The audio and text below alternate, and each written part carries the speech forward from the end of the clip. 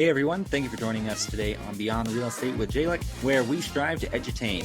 That is, educate a little and entertain more. Here we discuss topics surrounding dad life, brief discussion of the current hot topic in the real estate industry, and then end it all up with the business bookend.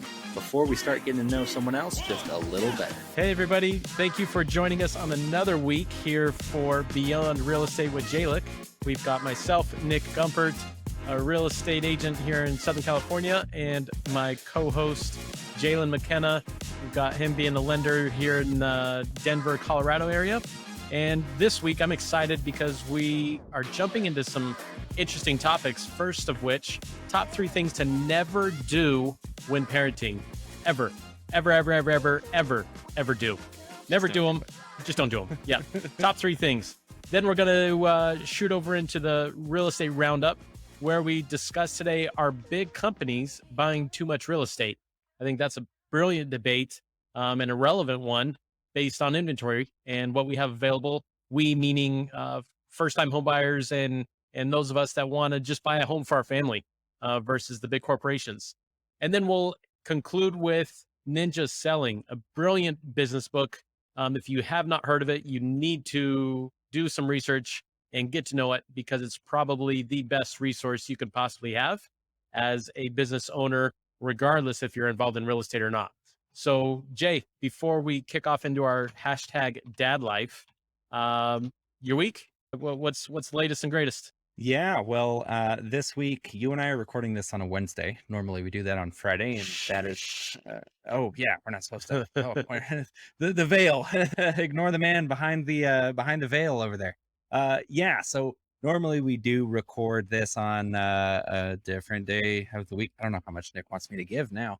But yeah, we had to push it up a little bit because the family and I are going to Yellowstone, which, if you've heard any news about that, Yellowstone is flooded and they've shut the entire park down and won't open it until Sundays. So are you going to meet Kevin Costner?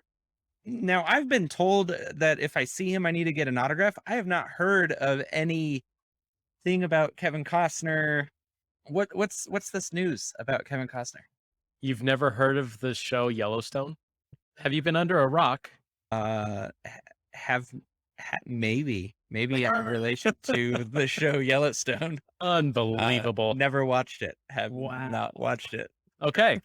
Well, moving on. We won't hold that against you and try to delve in deeper on that one. That's unbelievable to me. I've absolutely watched every single episode, a few of them twice, and we'll just leave it at that.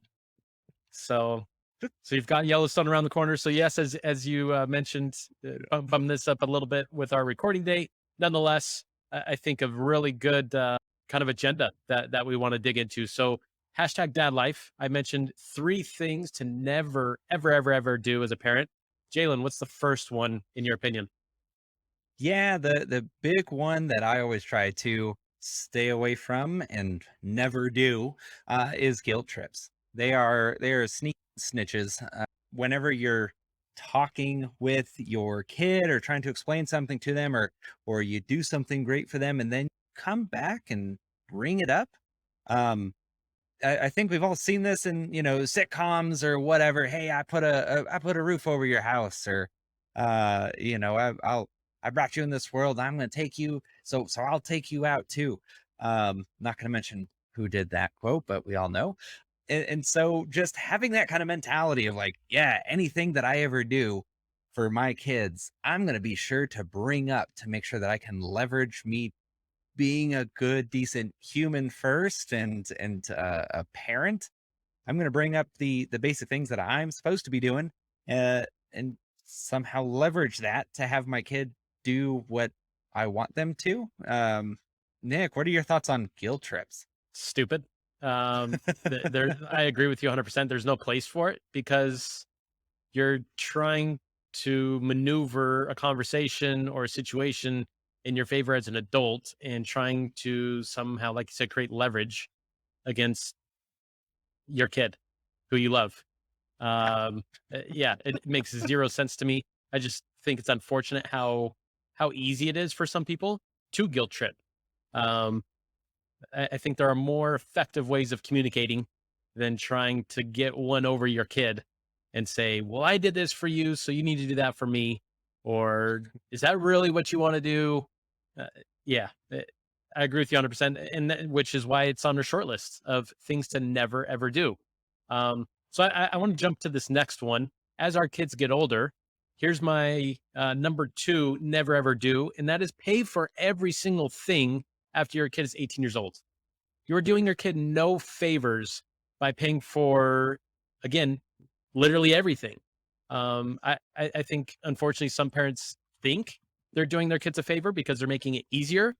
I would just flip that on any parent that feels like you're making it easier and say, how are you helping them grow up and understand responsibility? How are you helping them understand what real life really entails, which is money? And am I going to decide to spend my money on my car insurance or going out? And when I don't have to deal with that car insurance or my gas or my food or my this or that, and I can just use it all for going out, that's a really bad position to put your kid in my opinion. I think it's a terrible position to put your kid in.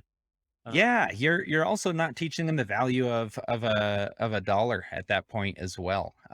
It definitely makes it harder for you to say, "Hey, you should be working to be putting to achieve your own goals," but instead now, um, you do have those parents that are, yeah, I'll just pay for everything, and the kid never understands what work actually means and how much work has to go into something in order for it to fully pay off, I guess is and then you get those same parents that are frustrated when their kid doesn't do anything. yeah, like why is my kid lazy? Well, Get off the hmm, couch and actually do this. You're just like, you never made them. yeah. Yeah, it's starting those habits early and being able to teach them the power of work and have that motivation for them to work, and then you take it away from them and then you're like, why are you not better? It's like, well, you gave them everything. Yeah, Don't do that. right. Um so yeah, I can definitely that never happened with me. Started working in high school to have my extra gas money and stuff. Not to say that my mom didn't help me with gas money, but Sure. at the end of the day, it's like, yeah, if you want that extra thing, how much money do you have in the bank account? Yeah. Yeah. Yeah. Yeah, And I want to make it clear too. It's not to say you shouldn't help after the age of 18. It's just you shouldn't do quote unquote literally underlined italics everything. Like you don't need to do everything for your kid. no, It just there's no place for it, especially in today's society when with things you do have inflation, you do have things costing more. Again, it's doing a disservice versus a service, and I think it's in my opinion just crazy to think otherwise.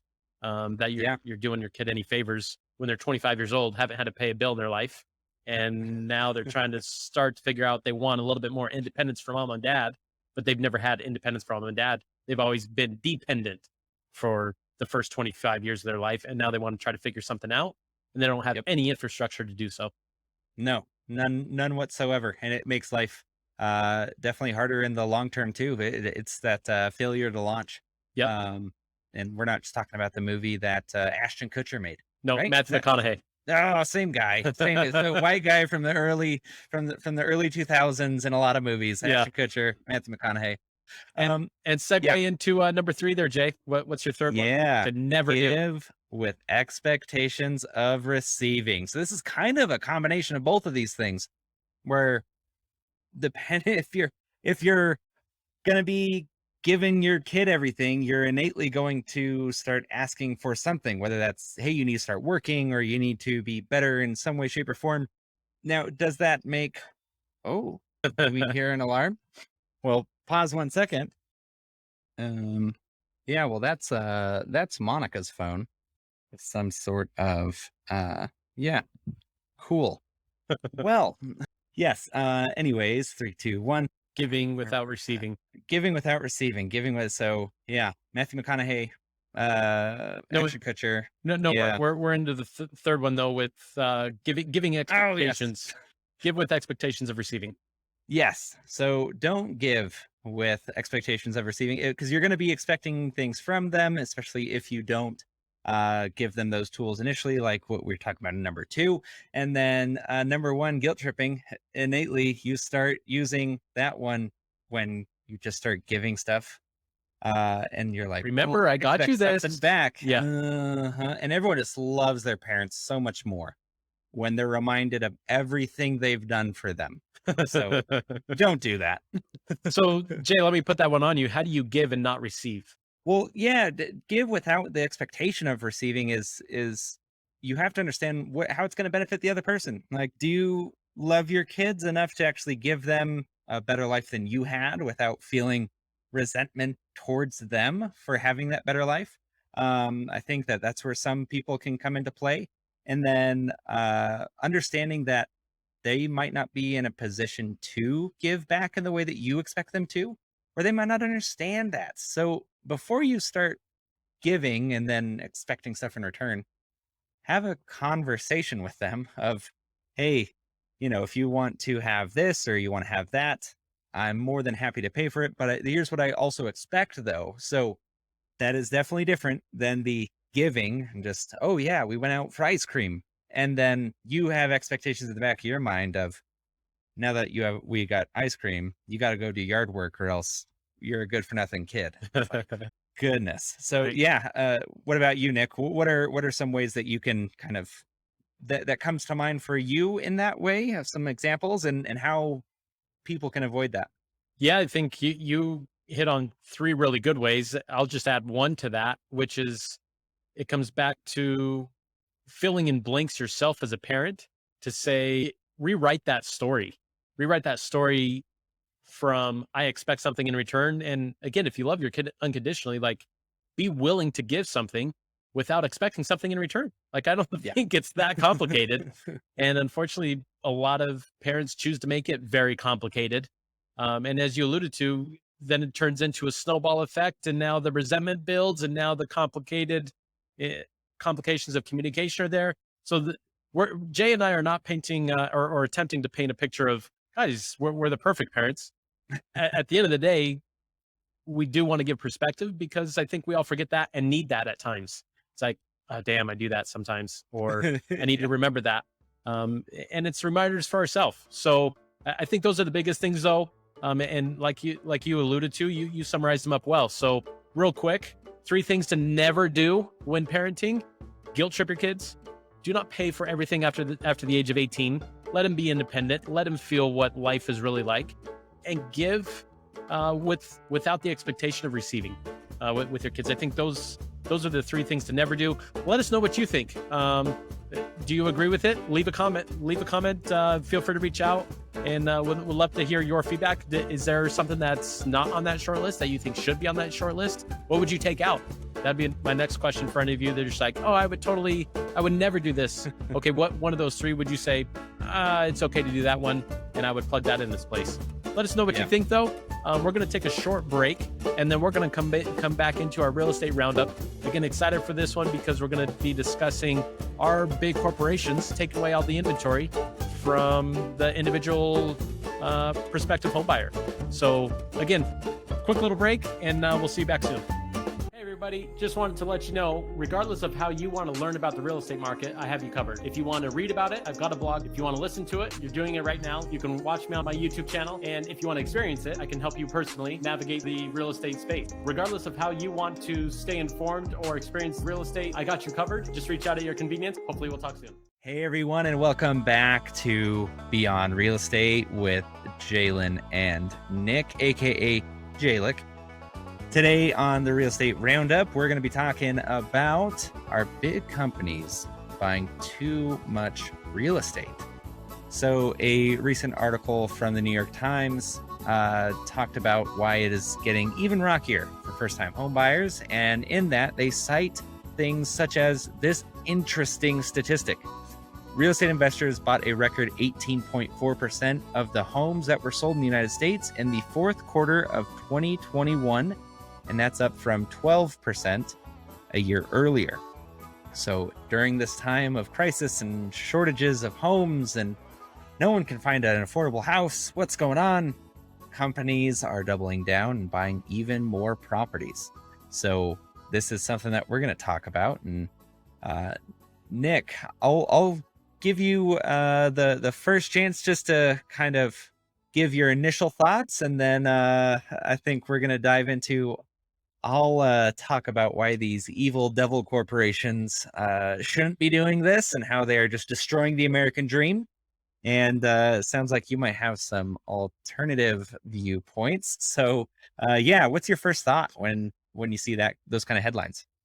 I think that's the country we live in. It's capitalism, right? It's the freedom of choice, the Mhm. freedom to make decisions, the freedom to make decisions on what you feel is the best investment. And I don't know that restricting people the choice that if they meaning a corporation feels like real estate is a great space to invest in, how do you realistically reel that back in?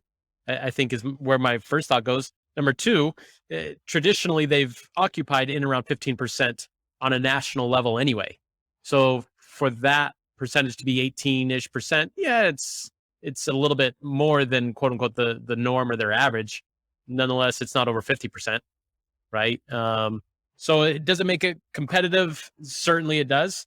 Um, I think the other reality is corporations have the luxury to make calculated decisions on where they choose to buy, right? You look at a corporation like McDonald's, they're very calculated to be on corners as much as possible from a real estate standpoint. Why? Because you have exposure on two ends, right? So when it comes Yeah, to big corporations buying single family homes, they look to do it more calculated versus just throw something on the wall and hope it sticks, right? I think a lot of first time home buyers, a lot of people that are looking to buy their maybe a second home, a third home, it's not necessarily as calculated because their pockets aren't as deep, right? Maybe yeah, they don't have the all cash opportunities.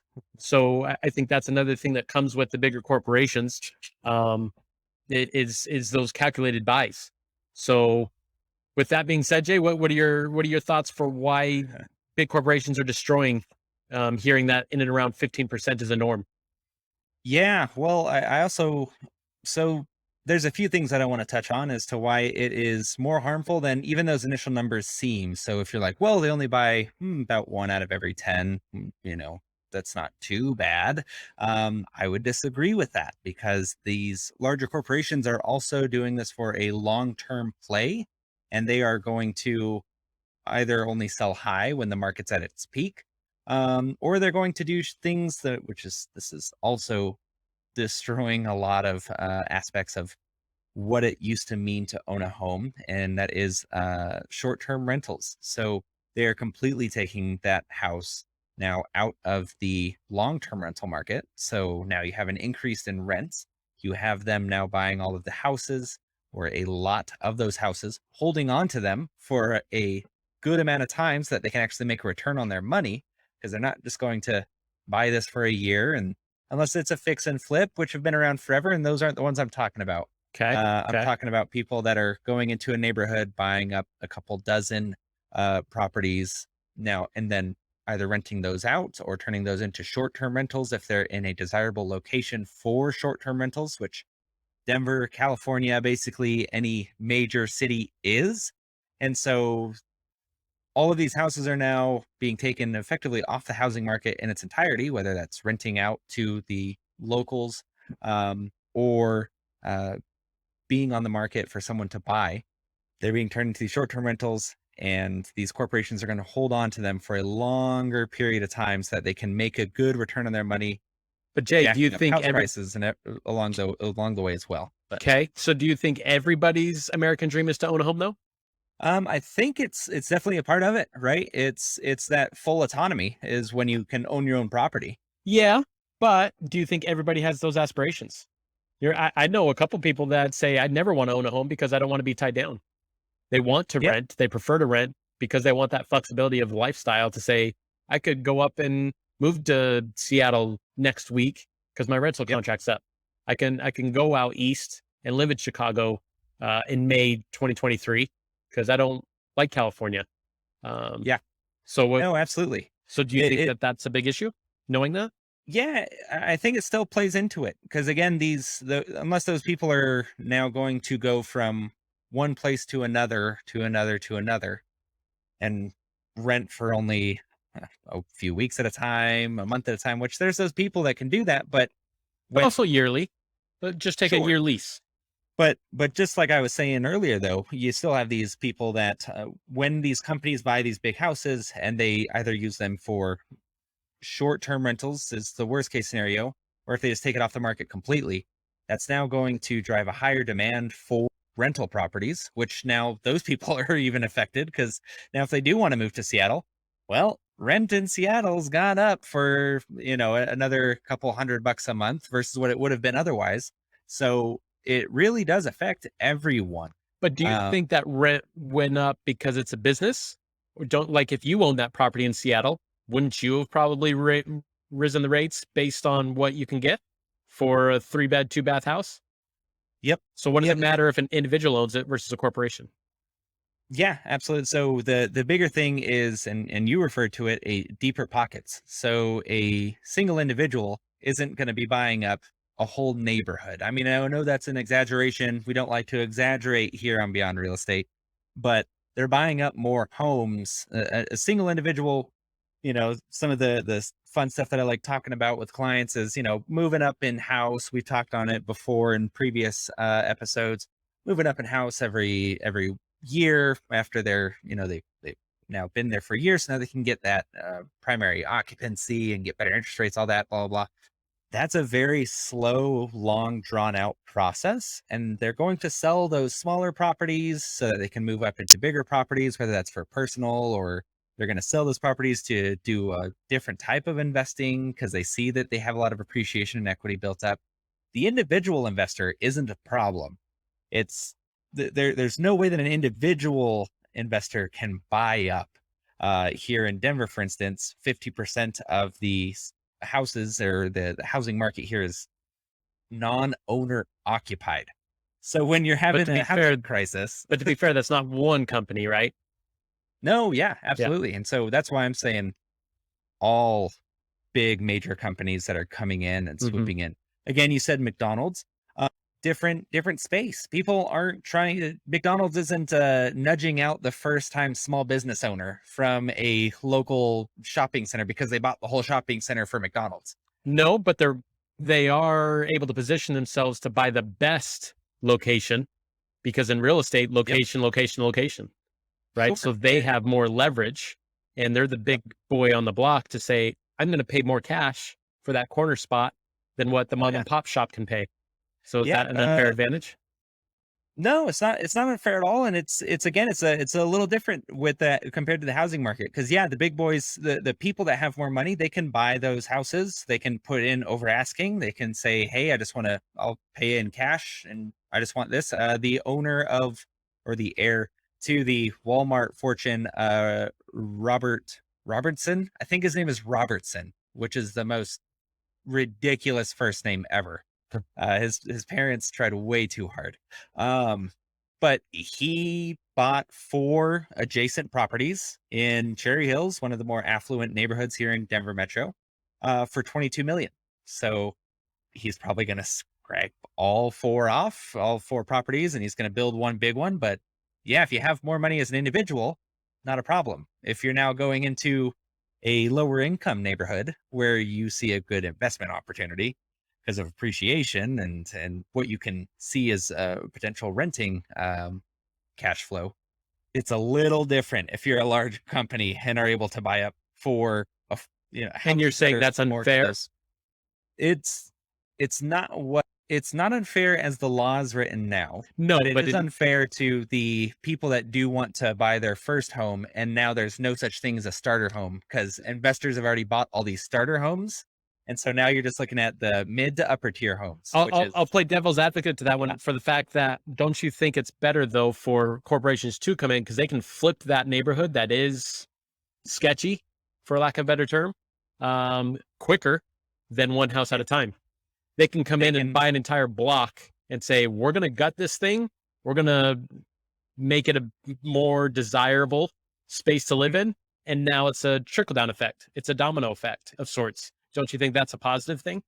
yeah, we've seen how trickle down economics has worked for the past 5 decades. And I don't think it's gonna change now it's in the housing realm.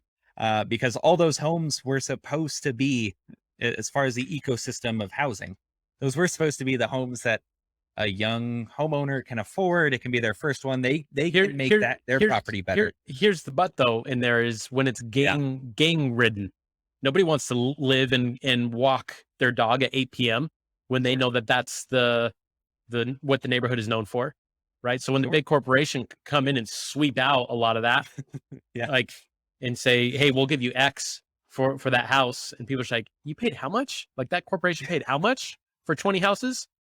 I mean, Yep. don't you think that that's the silver lining of big corporations coming in to run down neighborhoods? Because again, an Uh, individual isn't going to be able to afford to knock down 20 buildings or yeah. houses and just start The new. the problem that I still see with that though is the working class homeowner doesn't exist anymore. Okay. They can't exist because Okay. that's what it would always be. Like, yeah, you know, Compton is a great example of this. Compton is not the same Compton that was rapped about in the 90s. And that is not because large corporations came in and bought out everyone and their mother, literally. It was people came in that were able to afford it, and they decided to make that neighborhood better. So it was a local grassroots, hey, we can make this community better. We're going to get the city involved more. We're going to report people. If you just bring in a corporation and you do those types of things, it's like, yeah, all the housing prices go up, and you price people that are bad actors out of the market because they can't afford that anymore. Their police presence is too high. But naturally, that comes in most circumstances, unless the city itself is dying. Then we're at a completely different level. I mean, people can point to buying $5,000 houses in Detroit, but it's not because the gang activity was what was killing Detroit. It's like Detroit itself was dying because the auto industry and a myriad of other problems were taking effect there. So So I wouldn't. Yeah.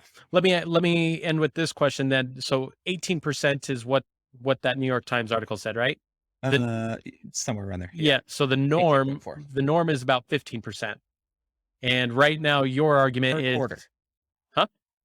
Per quarter. So we're still 15% of saying, all homes per quarter. yeah. So per year, we can say 15%. Just over 1 in 10 homes are bought Okay. by Right. this corporation. Yeah. Right. So if your argument is that's too much for of big corporations, too much of a share, what is a good sweet spot in your opinion to be like they should be able to exceed double digits? 5%? Like what is your opinion on that? Yeah. For me personally, I think that only individual investors should be able to. And I'm talking individual as an LLC, where you have one, two, three. I know you can have more people, and there's always a way to game it. But large corporations like I'm drawing a blank on which university. I want to say Harvard has a few $100 million that they use for their investments. And they've been getting in the housing game. And so corporations like that, it's like you you're just going to buy these not for the purpose of making the neighborhood better Yeah. or anything, but because you see a good bottom line, bottom dollar, and that's just not what the housing economy can afford. And that's not what we allow, or what we should be allowing. And to that point, even a lot of cities don't allow for a lot of non-owner occupied residences. And that's why Fannie and Freddie have the, you can only have 10 mortgages through us. If you own 10 properties, you can have a mortgage for all those investment properties, but you can only have up to 10. Whereas if someone just comes in and buys with cash and they're a major corporation, they don't get to It's abide irrelevant. by the same rules as the rest of us, if Sure. as a single investor. So Mhm. that's where I would say even investors, single investors, are being robbed of more investment opportunities, where they can add better. They can have long term rentals. They can do stuff like that. Um, but not if someone like a large corporation pays cash and pays over asking, and they're like, yeah, we'll just ride out for this appreciation for the next 10 years, and we'll do short-term rentals in the meantime, and we're going to make tons of money off of it. But it doesn't add anything to that town, that neighborhood. And in fact, it just hurts everyone else in it. Because also, I mean, think of the people in the neighborhood. It's like the if someone comes in and pays for cash more than what that house is worth, sure, it raises the house prices there. But if there's not a good trend of that, or they do it just in one foul swoop and they just buy, five, six, seven properties in a neighborhood, the way appraisals work is that you only look back in the last 18 months on average, generally. So after 2 years, house prices are now going to depreciate in that neighborhood, which then just opens it up for even more of these large corporations to come in and do it at asking now or go below what they Yeah, remember, were. buyers determine the selling price. They do. But if you see a declining market, then you're from even a buyer's perspective, and you see a market's now declining, it's like, is this a good place for me to? Because Well, what's a declining market? buyer. Well, I'm just saying, you have large corporation bought a ton of homes for more than asking in cash. Okay. Great, all those now exist in the NMLS Yep. as past as past transactions. Yep. That type of transaction does not continue to happen because all the people that were willing to be bought out were bought out. Right. The other people that stayed didn't want to be bought out, meaning Right. they're going to live there for a few more years. When they decide that they finally want to move out, as if they're if the city's if the value of the average home in that neighborhood has just gone about the regular appreciation, not what we've seen the last few years that Yep. were an outlier, but just regular appreciation, and it still doesn't match what that initial investor came in and bought everyone out at a price they couldn't refuse, it's now being viewed as a declining market because you're asking for a property value. You're trying to value your property at what your neighbor sold a few years ago, Right. but no one's been able to. That investor that did that buyer doesn't exist. This is a working class neighborhood. People want to do at asking price, maybe a little bit higher if they have to, if Sure. it's a hot market. But you as a seller are now not going to be able to get as much because you, instead of seeing this nice increase, slow increase, it's going to be a quick jump in property values and then a slow decline while the rest of the market continues to do what it was already doing naturally, and then a slow increase back up. So it doesn't help the people that are there as much as it would initially seem, unless they're going to be selling, which they would have sold to that investor. So anyone that stays around is kind of screwed by these big investors coming in and buying out the neighbor. But homes have appreciated consistently. Yeah. So I don't think this is one to worry people to say, God, if a corporation buys near me, I need to be careful because homes are going to decline in value. I think it's just be mindful of what is that purchase price and know what the market's doing. Right. Because there's no guarantee that your home price is going to depreciate just because a corporation might have bought for over listing price, because a lot of people have been paying for over listing price for the past 2 years. Right. Yeah. In which case it just sets the bar higher. Again, also I just want to warn people, don't think that these last 2 years are now a trend that are going to continue to happen. Yes. So you're going to see things moderate. You're going to see things decelerate, but unrealistic to think they're going to depreciate. So yeah. Yep. Well, I'll sum it up with this. I think one of the best characteristics of the U.S. is the freedom of choice and capitalism and for what that allows. I think that being one of the best attributes is also one of the worst, because it opens up a different can of worms that presents challenges like this exact one. That depends what side of the fence you sit on. Are you that corporation that says, I understand the value of real estate and we need to position ourselves accordingly long term to be able to put ourselves in a situation to continue to have our money work for us? On the flip side of that takes out a lot of individuals. So it's interesting one for people to be mindful of and think through, right? And at the end of the day, I think it's a good thing for corporations to have that freedom to choose. The reality is it comes at an expense. There's always give and take. So usually of the people with less money, that's who the take is. Yeah. First time home buyers, you are the ones giving, you're the ones taking. Yeah. Just, that is the reality. Yeah, that is the reality of those situations. Yep. So let's take a short break, and then we're going to come back with our business bookend and the book this week being Ninja Selling. Again, those of you in any kind of business space, that needs to be a book you are aware of. So join us after this short break.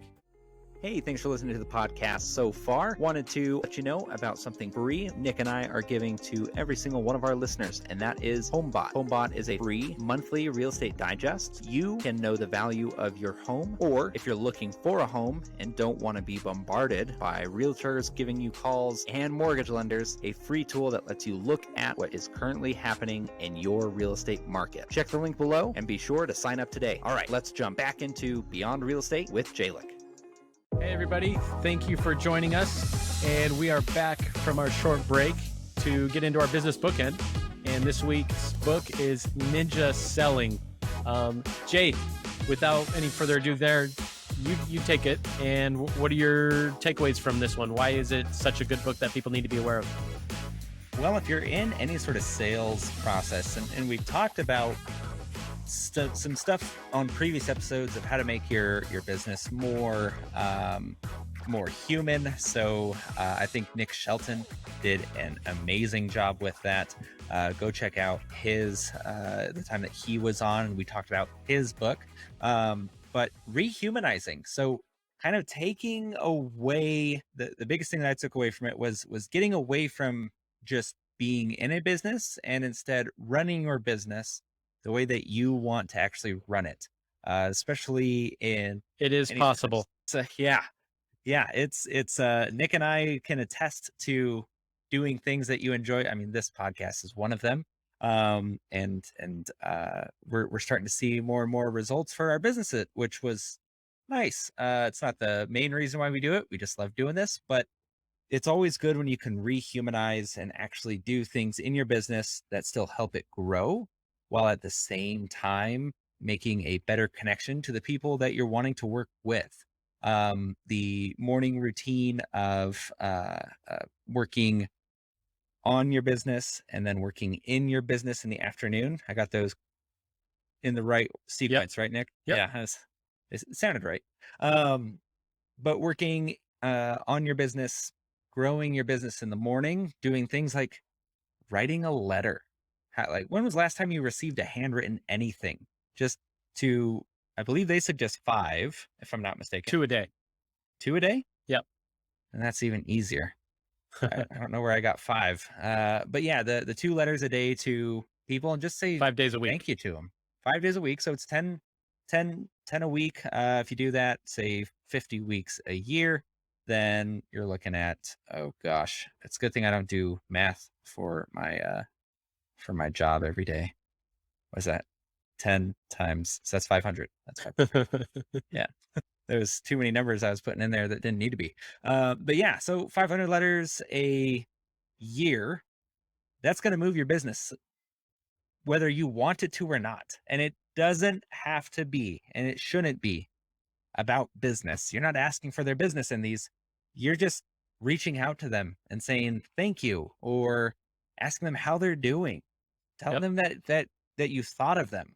Not these crazy, hey, are you interested in a while? Yeah, interested in insurance? Have you had your insurance looked at? I use insurance a lot for bad salespeople, because insurance people are probably the worst salespeople, because the cycle of when you're going to renew your insurance and probably go somewhere else is so short that they don't seem to give a heck. Like, someone else will move to me. You'll probably go somewhere else, is what it is. If you have that mentality, then stop watching this. Like, we will never give you anything that is a quick fix. But if that sounds like a better way to run your business and you want to do that, Ninja Selling gives you that awesome system too.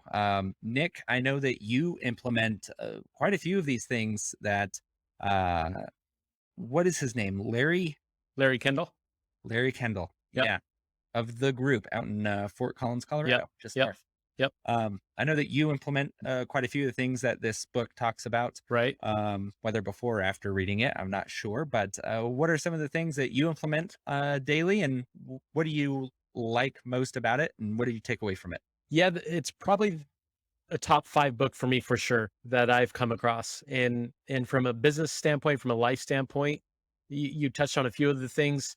To expand on that a little bit, repeatable. They really focus on creating repeatable processes for what you do, because once it's repeatable, it's not by accident. I can ask you, how did you do that? And you'll be like, I don't even remember, but it was really good. Yeah. Right. And it's having that piece of it, because I think so many of us, and again, this is not just for those in sales, it's really any line of work. It becomes challenging sometimes to replicate what you do well. And they've got a lot of science. So it's not just picking something out of the cloud and be like, oh, that sounds really good. I think we're going to try that. Virtually everything ninja selling is based upon is proven scientifically. So there's a lot of purpose and thought behind what they do and the order they do it, not skipping things. They reference a recipe. Often, if you're making cookies, and you take things out of order, or you miss an ingredient, you're not going to come up with the same outcome, right? And what we do in our business is no different. So that's the whole purpose of having a repeatable process for everything you do. And I've come to appreciate that quite a bit, as well as the idea. Here's a scientific piece of it, and one snippet is the law of precession, which is bodies in motion tend to work off of each other. So they're big on what we think about expands, right? When we put ourselves in a victim mindset of this never happens and that always happens to me, what tends to happen is you recognize more of that stuff. So you Yep. reiterate that self-talk to yourself, and now you another question that they'll pose is the world a nice place? Very simple question, but it depends what your perspective is. If you're watching certain things on TV all the time, that are negative, you probably don't think too highly of our world. And if your perspective and you choose to surround yourself with different individuals, things you read, you probably tend to think this world is a good place to be in. Um, so again, I think there's a lot of truth to that, and where our choices lead us.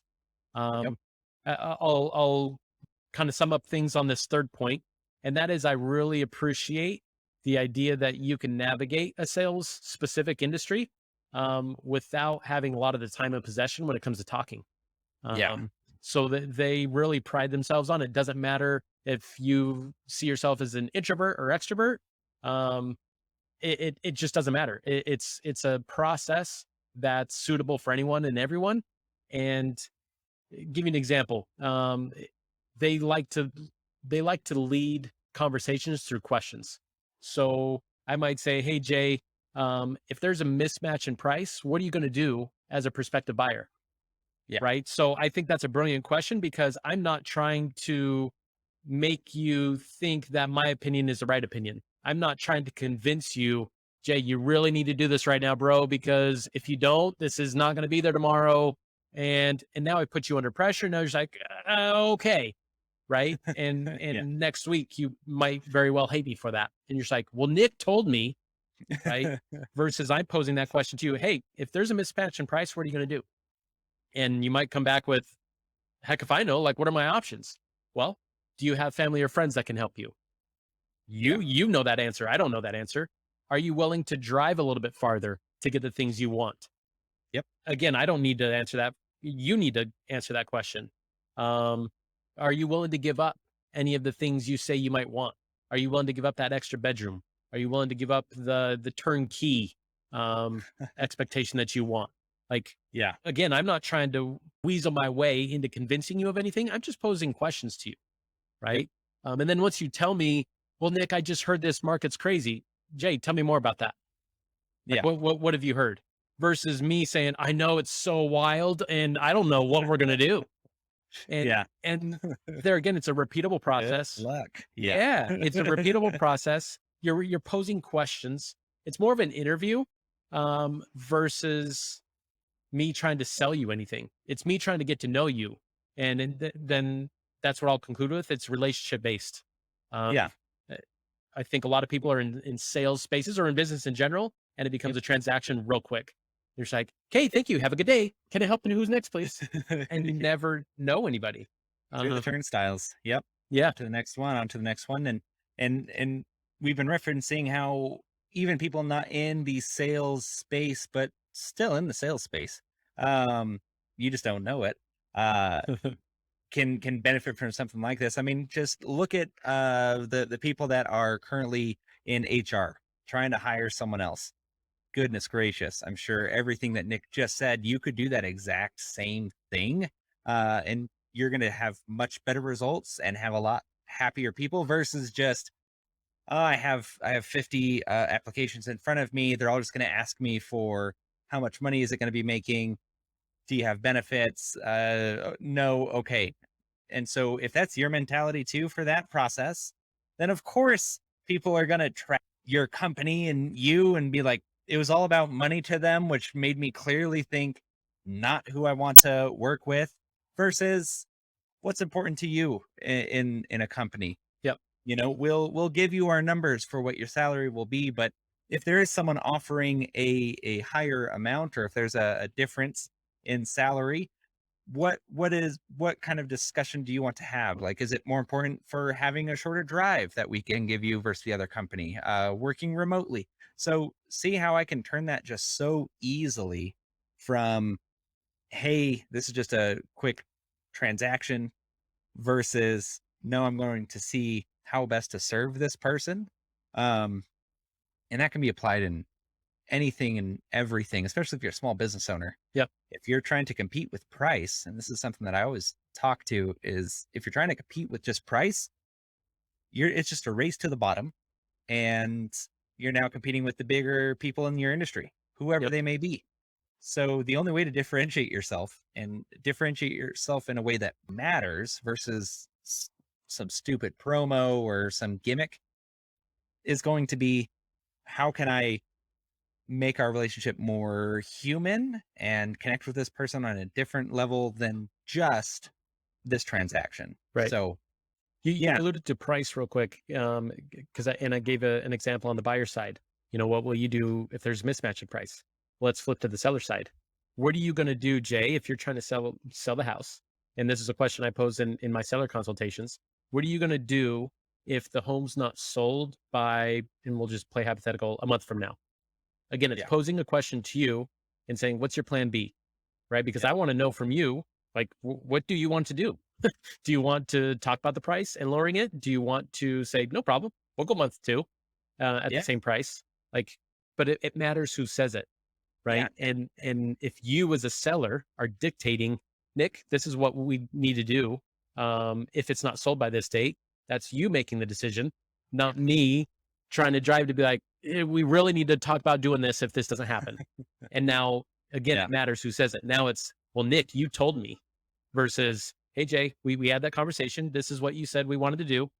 Now we're at that time. We didn't want to be, but we are.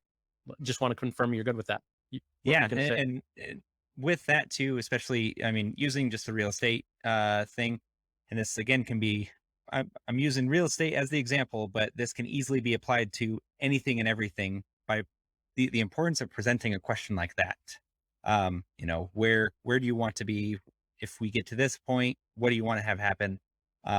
Because I mean, look at real estate right now. Interest rates in this last week have jumped up between a quarter to a 0.5%. So some of these people that were under contract that didn't lock in their interest rate quick enough, they now don't qualify for that house. So that seller in this super hot market of Denver, Colorado, um, now they're already a few weeks into this contract. The lender can no longer give them the deal that they were promising.